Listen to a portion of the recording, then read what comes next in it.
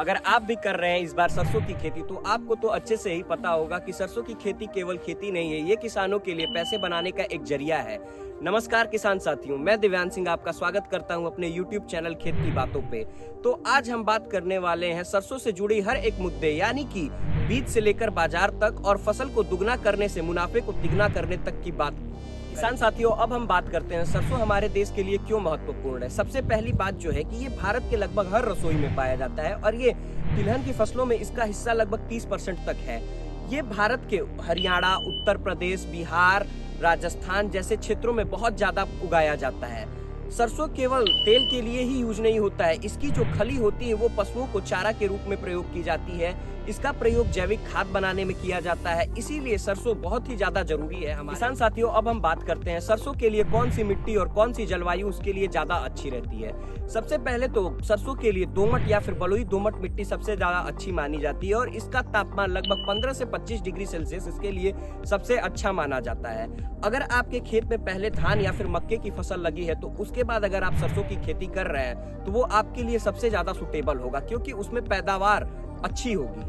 किसान साथियों, अब हम बात करते हैं उन कुछ खास वेराइटीज के बारे में जो कि हमें अच्छा मुनाफा प्रोवाइड करती हैं। सबसे पहली वेराइटी है पूसा बोल्ड। पूसा बोल्ड की जो उपज क्षमता होती है वो 10 से 12 क्विंटल पर एकड़ के हिसाब से देती है। ये एक पुरानी वेराइटी है जो कि खेत में देर से लगती है।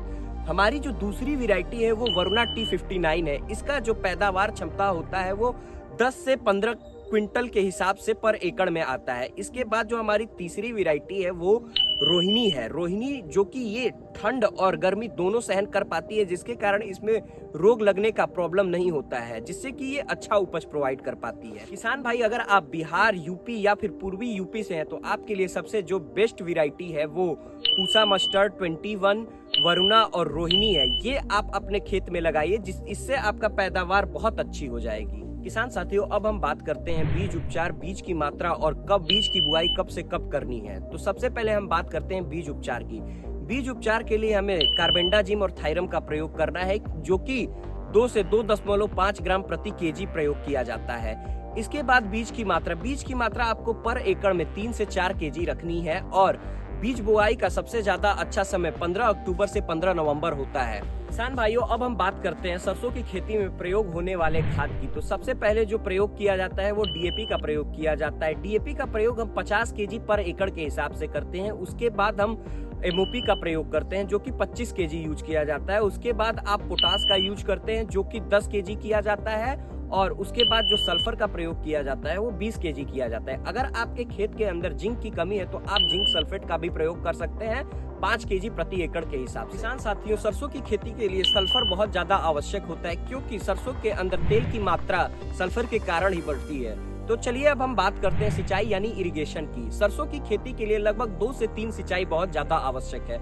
सबसे पहली जो सिंचाई होती है वो बुआई के 25 दिन बाद की जाती है। दूसरी सिंचाई फूल आने के बाद की जाती है और तीसरी सिंचाई जो की जाती है वो फल आने के बाद की जाती है। अगर आपके क्षेत्र में बारिश हो जाता है तो सिंचाई को मत करिए, क्योंकि अगर आप ज्यादा पानी दे देंगे तो जड़ों की समस्या उत्पन्न हो जाएगी और कभी भी खेत के अंदर पानी का जमाव न होने दे। किसान साथियों, अब हम बात करते हैं सरसों के खेत में लगने वाले रोग और कीट प्रबंधन के बारे में। तो सबसे पहला जो रोग होता है वो झुलसा रोग होता है।